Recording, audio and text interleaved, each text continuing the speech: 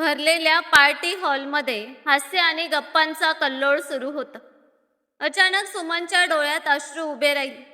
तिच्या नवऱ्याने अमितने आपल्या बॉसच्या पत्नीसमोर तिचा निर्लज्जपणे अपमान केला होता. तुम्ही किती स्मार्ट आणि देखणे आहात, अमितने बॉसच्या पत्नीला म्हणत सुमनकडे तुच्छतेने पाहिले. माझी बायको तर पूर्णपणे अडाणी आहे. बघा ना, साडीही नीट गुंडाळता आली नाही तिला. साडी नेसण्याची साधी पद्धत देखील माहिती नाही. पार्टीत सुमन अपमानित होऊन जमिनीकडे पाहत स्तब्ध उभी राहिली. तिचे दोन्ही मुले शिकून वेगवेगळ्या शहरात चांगल्या नोकऱ्या करत होते. इतके वर्ष संसाराची चूल आणि मूल सांभाळूनही तिच्या नवऱ्याने तिला कधी आदर दिला नव्हता. नेहमी अडाणी म्हणून हिणवत राहिला होता. आता वयाच्या या टप्प्यावरही अमित तिला तसेच कमी लेखत होता. त्या रात्री घरी परतताना गाडीत ती थंड आणि थकलेल्या स्वरात म्हणाली की जर मी तुम्हाला इतकी अडाणी वाटते तर मला कुठे का घेऊन जातात. अमित आपल्या नेहमीच्या तिखट आणि तिरकस स्वरात उत्तरला की तुझं बोलणं बरोबर आहे. तू कुठे घेऊन जाण्यायोग्य अजिबात नाहीस. पण काय करू, सगळेजण जोर धरतात की बायको बरोबर यायचं असतं, म्हणून तुला घेऊन जावं लागतं. तू काळजी करू नकोस. आता तर सगळ्यांना कळून चुकलंय की तू अडाणी आहेस, म्हणून कोणालाही यात काही फरक पडत नाही. सुमन चिडून म्हणाली की पण मला फरक पडतो. तुम्ही नेहमी मला अडाणी का म्हणता? आपला संसार सांभाळण्यात मी कोणती कमतरता ठेवली? मुलेही शिकून चांगल्या पदावर आहेत. अमित लगेच म्हणाला की मी पैसे कमावतो, त्यातून संसार चालतो. मुलांना मी चांगल्या शाळेत घातले, महागडी फी भरली, त्यामुळे आज ते चांगल्या पदावर आहेत. यात तू काय केलेस? हे शब्द ऐकून सुमनचे हृदय दुःखाने तुटल्यासारखे झाले. त्या दिवसापासून ती पूर्णपणे शांत आणि मौन झाली. अमितने कुठे बाहेर जाण्याचे सांगितले तरी ती आता सोबत जायला नकार देऊ लागली. अमितही आपल्या मर्जीप्रमाणे जगत राहिला. सुमनने आता स्वतःकडे लक्ष द्यायला सुरुवात केली. नवऱ्याने टोमणे मारले तरी ती दुर्लक्ष करण्याचा प्रयत्न करू लागली. पण प्रत्येक अपमान तिच्या मनाला खोलवर जखम देत होता. हळूहळू तिने आपले हृदय दगडासारखे बनवले, जेणेकरून अमितचे शब्द तिला आता फारसे भेदू शकणार नाही. संपूर्ण आयुष्य तिने अपमान आणि उपेक्षा सहन करत घालवली. ती शिकलेली नव्हती असे मुळीच नव्हते.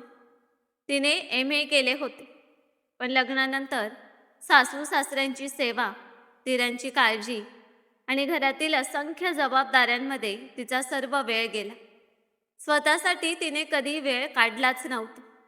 कुटुंब ही तिच्यासाठी सर्वात मोठी जबाबदारी होती.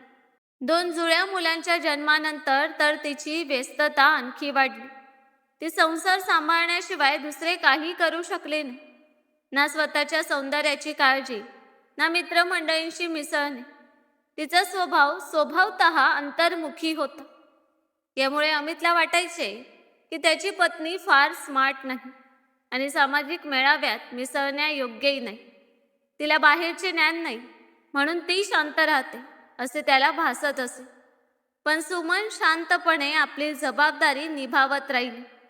काळ लोटला, सासू सासरे वारले आणि मुलेही शिक्षणासाठी घराबाहेर गेली. घरात सुमन पूर्ण एकटी पडली.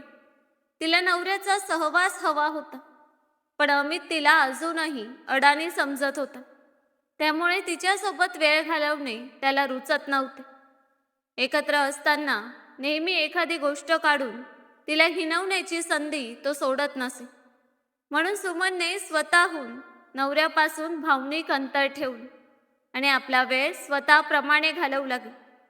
एके रविवारी सकाळी सुमन नाश्त्याची तयारी करत असताना दरवाजाची बेल वाजली. दार उघडताच दुसऱ्या शहरातून आलेले दीर राहुल आणि जाऊ प्रिया समोर उभे होते.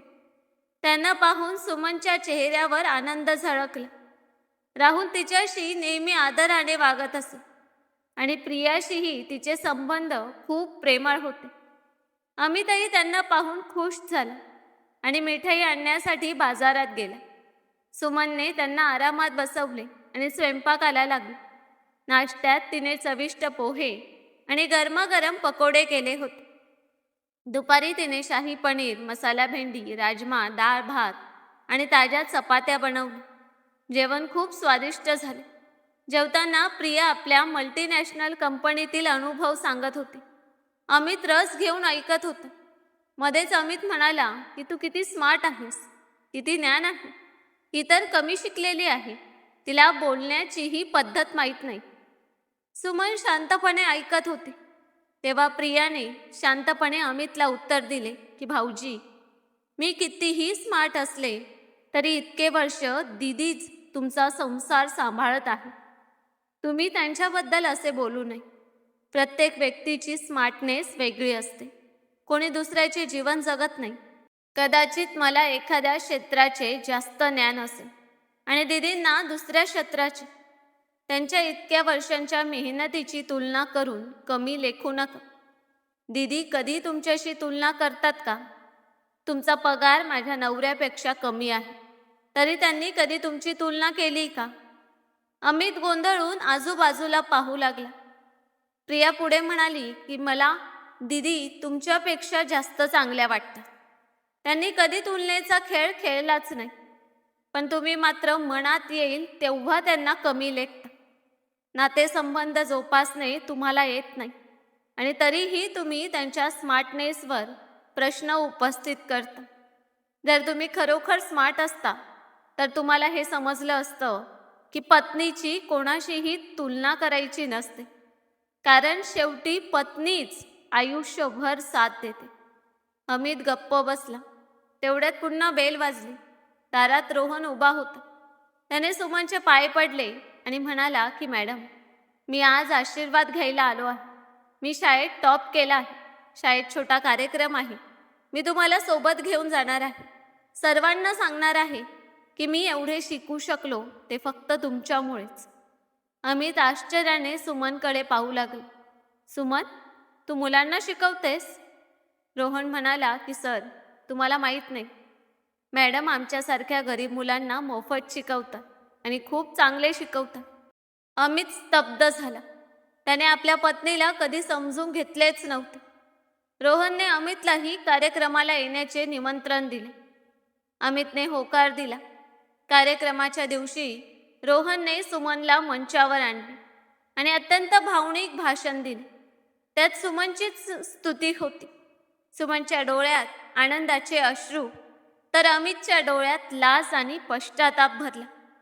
शाळेच्या मुख्याध्यापिकेने सुमनला शाळेत शिकवण्याची ऑफर दिली.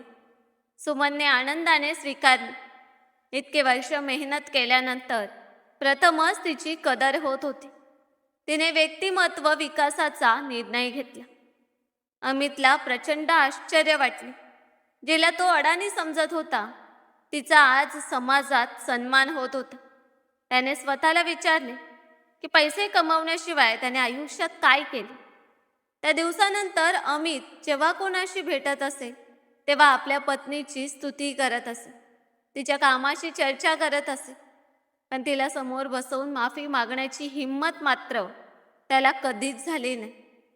मित्रांनो, कोणत्याही व्यक्तीची क्षमता फक्त पदवी, कमाई किंवा बाह्य दिसण्यावरून कधीच मोजता येत नाही. प्रत्येकाच्या आत एक वेगळी प्रतिभा आणि अथक मेहनत असते. तुलना नातेसंबंध विषारी करते, तर आदर आणि कौतुक त्यांना मजबूत बनवते. तर मित्रांनो, कशी वाटली कथा कमेंट करून नक्कीच सांगा. आणि कथा आवडली असेल तर व्हिडिओला लाईक आणि चॅनलला सबस्क्राईब करायला विसरू नका. धन्यवाद.